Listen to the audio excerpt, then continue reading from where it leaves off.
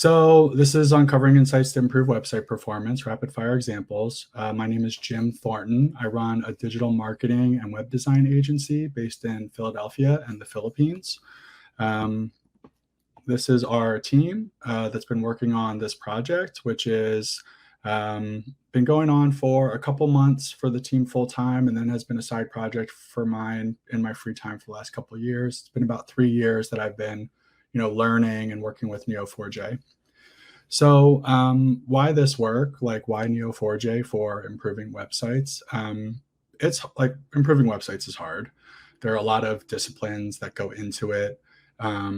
You end up trying to optimize for certain things that then hurt other things. Like we've all seen the over SEO optimized web page that's not very user friendly, right? So you can't really improve user experience while trying to get more traffic from Google in some cases, for example. And I think what we often end up doing is, or at least me, the status quo is that we try to focus on improving one page at a time. And, we might A/B test a landing page to try to improve conversions, or we might user test a page to see if the user can find the hours of operation on that page. But that's not really how things are in the web, right? Like websites are not collections of isolated pages to be individually optimized. They exist in this larger, richer context. So, how do we build a better website? We graph it. So these are some graph things that we're going to look at. I know we're, quite tight on time, so it will be pretty rapid fire.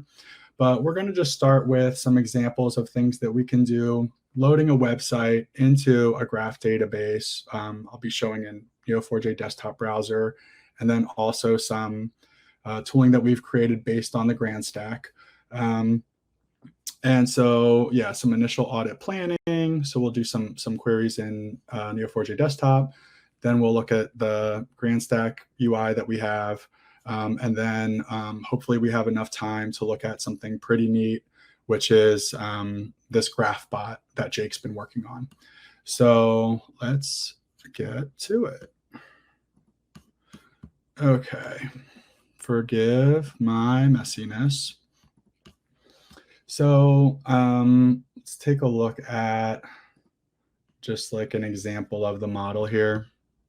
Hope this is visible. Let's see, get this in. So here you can see our home page. You can see that we have these links to relationships.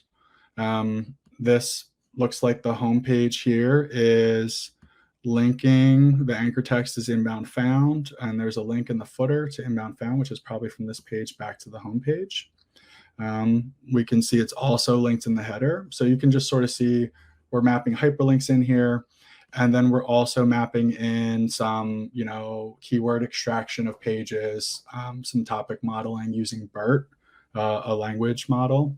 And we also have mapped in Google Search Console keywords. If you're not familiar, if you run a search in Google, that search is a keyword phrase. It's a keyword query. And this is an impression. Because I just ran this search, I added one impression for my website and all these other results here on the first page. And if I click this, I've added a click. And all of that for all of the keyword phrases for the last, I think, 16 months get recorded and saved in Google Search Console. And you can pull that down via their API or look at it in their dashboard. So that's just a little bit of context to understand in our data model here what you're going to see if you're seeing these Google Search Console keyword terms showing up. Zoom, zoom, zoom. So that would have been a nicer one. And then also just for fun, we've extracted words so that we can kind of bounce around to different things that might have relationships that otherwise aren't explicitly listed out on the website, right? An article that's not tagged with something, we might be able to find some neat things like that. So let's go through our first example. This is, we want to figure out what a website's about. So here we're aggregating, very simple query. We're aggregating the terms and collecting the URLs that match those terms that like we've, with BERT decided to label. And then we're aggregating all of those pages together. So BERT, we'll pretend BERT's a person. BERT thinks that the most of these URLs or the most URLs on the site are about content strategy, content audit, content organization. So you can see what like we're into, right? Like we like organizing big messy sites in rebuilds and then through an optimization process. Keyword research. So this is like a pretty accurate sense of what I would want you to think the website is about. So this query looks at what Google thinks the website's about. So we've pulled down bigrams from Google Search Console keywords, just two-word phrases, bigrams. And we've aggregated all of the impressions on all those keyword phrases matching two-word phrases. So the term custom search in all the Google Search Console keyword phrases that this website has ever gotten impressions on in the last, whatever our time period is, I think 6 months, 25,000 impressions on the term custom search. Custom search results in WordPress, Google custom search, all of those things. And so we can see very quickly what Google thinks the website's about, or at least what they're giving us the most impressions for. And it's a little different than what I want you to think my website's about, right? Or what we're focused on. So that differential is worthwhile for us to understand so that we can bridge that gap a little bit better. So let's say we want to find some opportunities for improvements. And again, I'm using an SEO example. This query shows basically these two-word phrases or even single-word phrases that exist in Google Search Console, but exist nowhere on the page, the web page, for all of the pages aggregated. So what that means is we have 6,000 searches that we've shown up. One of our pages has shown up in the Google search results where someone wrote crawl site for URLs, crawl site for content. And we don't actually reference that anywhere on the page. So sometimes it's just, simple semantics. And sometimes we're finding that people are just searching for and finding us in a very different way than we talk about those things, right? Like we're more inclined to talk technically about something, and a user might not have that awareness of that vocabulary. So here we can see, for example, inbound marketing. Okay, so 2,000 impressions. My company's called Inbound Found. We do inbound marketing.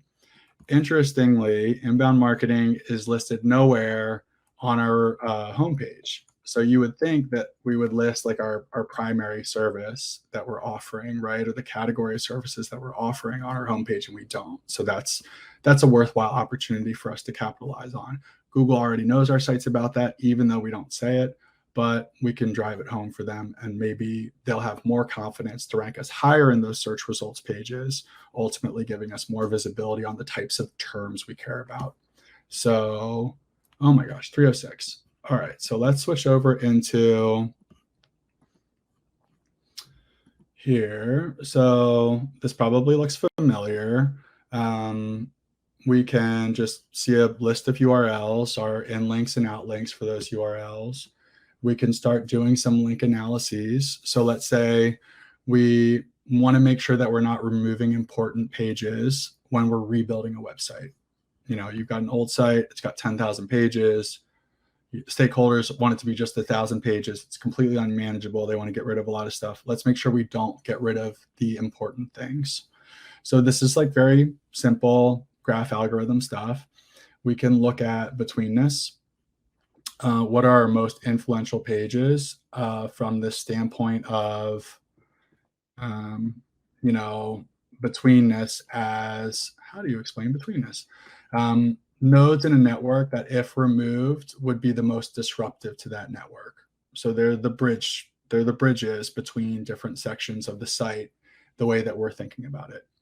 If I remove some of these important bridges, Google may crawl the website and not be able to find large sections of the site to index. Users might not be able to find those sections of the site. Even if they are linked somewhere, like in a sitemap or a sitemap XML file, they're going to be devalued by users and Google if they're not particularly visible. So it's worthwhile for us to take note of what are the pages that are the glue for the website, sort of holding everything together. Here it makes a lot of sense that it's pagination, right? Pagination on a blog is going to be just a bunch of links, for a blog archive. So like all this stuff sort of matters for me to keep intact. Like I probably need pagination. And then here we're seeing some navigation elements, and you can see that the scores drop off pretty quickly once we get down here. And that's because I haven't done a particularly good job of interlinking my site. So PageRank, we're familiar with PageRank, I think. We can look at PageRank. We can filter by links that exist inside articles or inside pages, or we could look at all links. If we look at all links, you'll see that the pages that are doing the best are the navigation items because they're being linked to on all pages. And then we can start to drill down into some interesting things here where we're seeing, let's see, like what's an example of something interesting? Let's go to content. So how to add admin access. So it looks like this one's getting linked to a fair amount. Okay, 309. All right. So let's skip to the redirects analysis report. This is really nice.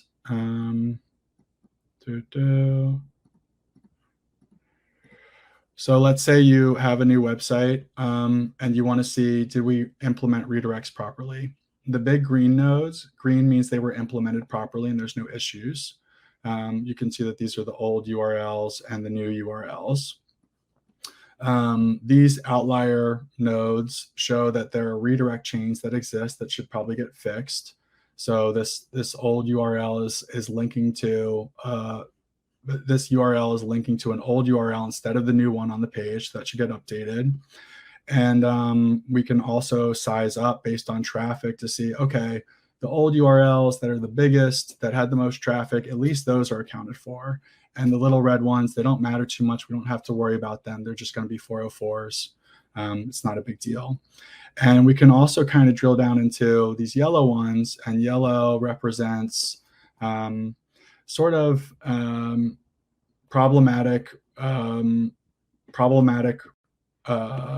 redirects where the content similarity is maybe different, or there's this redirect chain issue happening. So if the old URL is too dissimilar from the new URL, that's potentially a problem, right? We're sending users to a new place that's too different from the old place, and we want to know that.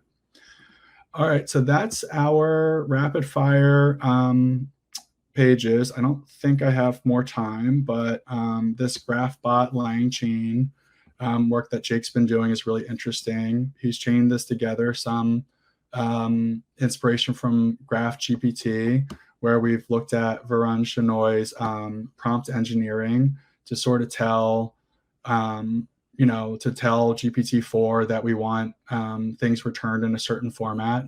Jake has figured out a way to map those visualizations. So I can come in here and I can ask any question about the website. I can say, count the number of redirects on the homepage. Here's the number of redirects. If there are paths, if there's a visualization available, we can pop that up and we can see that. So we can start to drill down into the website using natural language and then also return the graph using natural language. There's a lot of steps here, but it's pretty cool. It's pretty wild. And it's what we've been, working on most recently. So I just wanted to share that. So I think that's it. Yeah. Thanks so much. If you want to get in touch, I'm, Jim at inboundfound.com. And yeah, okay.